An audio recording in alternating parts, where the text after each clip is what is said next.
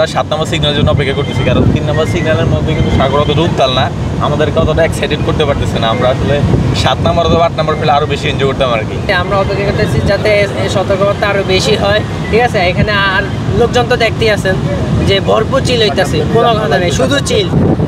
ঘূর্ণিঝড় দেখতে আসি না, এই সময় না আসাই ভালো, সবাইকে বলবো। কিন্তু আমাদের মানে সব বুকিং করে ফেলা হয়েছিল দেখে চলে আসা হয়েছে। খুব একটা বের হওয়া হচ্ছে না এখন, যেহেতু বৃষ্টি নাই, তাই একটু বের হয়ে সমুদ্র দেখে চলে যাচ্ছি কিছুক্ষণের জন্য। কিন্তু সবসময় সুন্দর, আসলে যখনই আসি তখনই ভালো লাগে। এবার অন্যরকম মানে ঝড়ো অবস্থায় কখনো দেখিনি, এরকম ঘূর্ণিঝড় পরে বা ঝড়ো পরিবেশে, তো অন্যরকম লাগছে। বর্ষাকালে অন্যরকম সুন্দর। সারাদিন বৃষ্টি ছিল গতকাল, তো আমরা ওইভাবে বের হওয়ার সুযোগ পাইনি।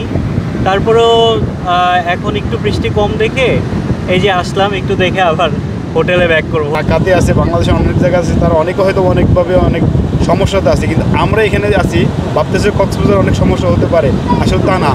কিছুক্ষণ পরে বৃষ্টি হচ্ছে, আবার কিছুক্ষণ পরে আকাশ ক্লিয়ার হয়ে যাচ্ছে, এটি একটা অনুভূতি। ঘূর্ণিঝড় বেশি হচ্ছে, তবু মানুষজন আজকে শুক্রবার বিদায় আসছি, কিছু বারো মাত্রার গাড়ি কিনে দেখতে আসছে, ভেঙে গেছে, এগুলো গাড়িগুলো চালাতে পারতেছে না জোয়ারের পানির জন্য।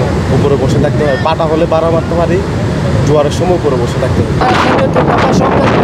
যেহেতু দেওয়া হয়েছে, তার মধ্যে আমরা সমুদ্র সৈকতে লাল পানি দিচ্ছি, তার মধ্যে সাগর অনেকটা উত্তাপ, তো অনেক পর্যটককে বার করাও এবং তাদেরকে বার করা সত্ত্বেও তারা আমাদের কথা অমান্য করে পানিতে নেমে যাচ্ছে। তাদেরকে হুইসেল এবং মাইকের মাধ্যমে বিপদ সম্পর্কে, পানির সম্পর্কে তাদেরকে ধারণাটা দিচ্ছি। তারপরে অনেকে না মেরে গভীর সমুদ্রে